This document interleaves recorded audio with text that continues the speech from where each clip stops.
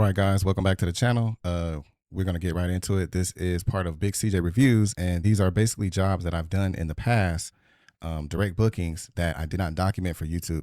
So every single job I do, I always take photos, and sometimes I take video. That's for myself. So whether I'm on YouTube or not, that's something you should do. You should document every job because something can always come up. So it's best to have at least pictures. And I'm sorry, my phone might be going off because I am accepting orders right now. But anyways, you should be doing that because something could come up, and they say pictures are worth 1,000 words. So a picture can actually save you from a complaint and stuff like that. So anyways, I always say this all the time. I don't show you guys every single job I do. That's just too much content. So there's a lot of direct bookings I do, and I just want to show you a few of them and highlight a few things, especially for newcomers, like the equipment I use and how I do the job, how I book it, all that stuff. So anyway, let's get right into it. This is the first job I'm gonna show you. I don't remember. These are a long time ago. Some of them a couple months ago, but so I don't remember like the payment, all that stuff, but I'll give you as much detail as I can. All right, so this job right here is a returning customer. This customer purchased a sofa, a leather sofa off of Facebook Marketplace. And so they hired me to deliver it. I believe the drive was about, I want to say like 15 miles, something like that.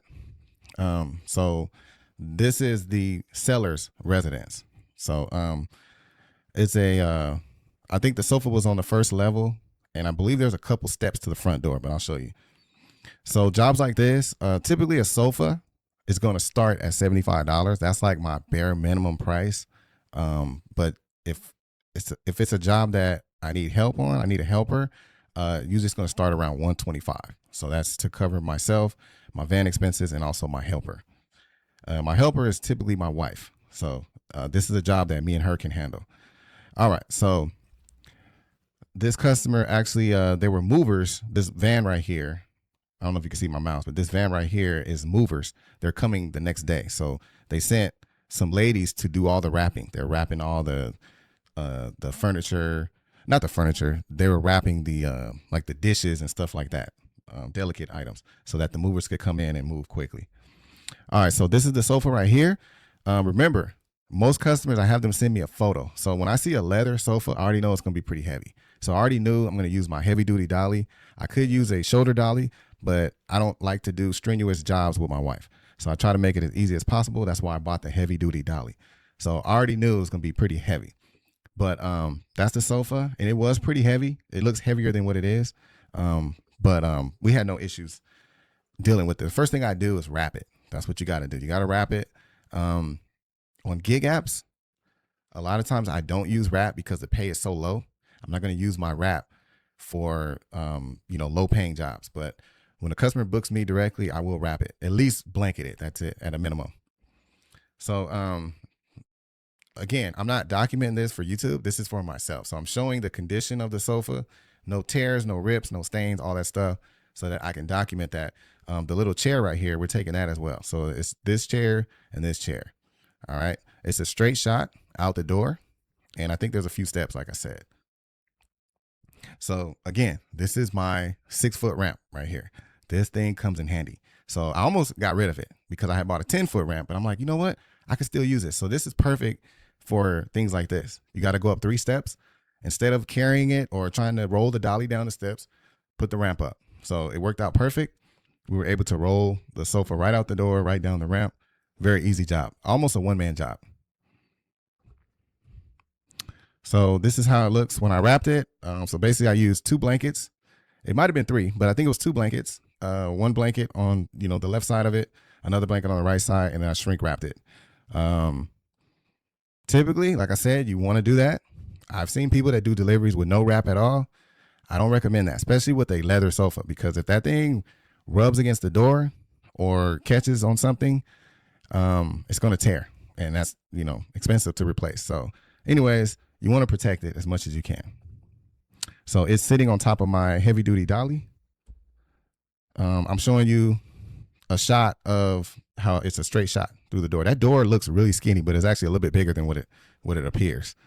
But straight shot, very easy. So me and my wife, we picked it up, laid it on the heavy duty dolly, and rolled it out.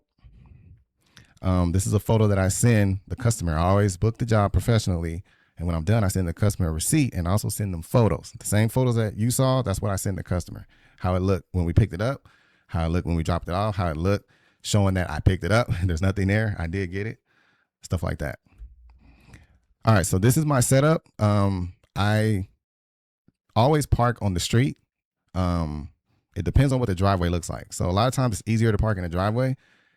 I don't park in the driveway unless I get permission from the owner. And then if I do, typically you want to take a photo of the driveway, the way it looked before you park there, and then take a photo when you leave so that they can't accuse you of anything, especially like dripping oil or stuff like that, tire marks, whatever. So it's always safer to just park on the street. That way you don't have to worry about any complaints. And because I set my ramp up, this ramp right here, right at the bottom, a lot of times it'll scratch the driveway. So if I do park in the driveway, I'll put a blanket right under this part. So as you can see, we got it on its back. That's the best way you want to carry it. That makes it, that's the thinnest, so that it fits through the door, but also it's stronger on the back. You don't want to put it on the bottom side because a lot of times it'll break. The bottom just has a couple slats of wood, and then like I don't even know what you call the material, but it could tear real easy. So you always want to lay it on its back, and you want to put the bottom where the feet are closest to the edge of the dolly. That's the strongest part. So this was very easy. I had my wife use forearm strap. She used a forearm strap, hooked it underneath the dolly and just pulled it. And then I just pushed and guided it from the other side. So as you can see, this is an easy load. We don't have to lift it. We can roll it right into the van. And that's what we did. So here's another angle. You want to center it right where this middle part is. You want to center it on that center wheel. And you see the little strap right there? That's my wife pulling. And I just pushed from this side. So made it really, really easy. Right up the ramp. I think this might be the last photo. Oh, no. So that's how it is in the van. So I put my ramps up. Typically, you want to put them up properly because you don't want these flying around. If something happens, this goes flying around, it could hurt us or damage the sofa. So you want to run at least a ratchet strap over this. I have it like this so that I know we're going to use it when we unload. So that's the main reason for that. I didn't even have to take the sofa off of the dolly. I left it on there. I was able to roll it all the way in and strap it down so that we don't have to lift it up to put it back on the dolly. So that makes it very convenient as well. So labor part of this is nothing really. Really wrapping it was the most labor, and then pushing it on a dolly on my 11-year-old son could do this. Very easy. All right, so here we're at the customer's house, and the customer did have steps. I didn't know about the steps, but again, I got this, my 6-foot ramp. The 6-foot ramp can handle about 4 steps. So this is, what is this? Simpex. No, thank you. 1, 2, 3. It's kind of like 4 steps. This one don't really count, but it's like 1, 2, 3, 4. That's about the max. If you go any higher than that, this ramp's gonna be really, really steep. So this is 3 to 4 steps is like the most I could do with the 6-foot ramp. So as you can see, again, very easy. We're just my wife is gonna pull it. I don't even think she's pulling it on this one. I'm just pushing it up the ramp. And the customer has double doors, which I'll show you right now. So this is how it looks when we deliver it. I take a photo of it. I send this to the customer to show that we delivered it. And again, very easy. So this is how we came in. This is through the back of the house. And she's got double doors. We just had those steps to deal with. But again, I got the ramp, so no problem. And the heavy duty dolly, it can handle, it's made for heavy furniture. That's what it's for like big sofas and stuff like that. That's what it's made for. All right. And this is just another angle from the other direction. So we got it set up, and this customer right here, I actually delivered this refrigerator. So that was the first time that I met this customer, and this was a TaskRabbit job. She hired me on TaskRabbit. I delivered this fridge, and I want to say I did a video on it. I don't remember, but she asked for my business card. I gave it to her. So she hired me to deliver this sofa, and she's going to probably hire me again because she just moved into this house and she's furnishing it. So that's pretty much it. I think that's it on this one. Yeah, that's it on this one.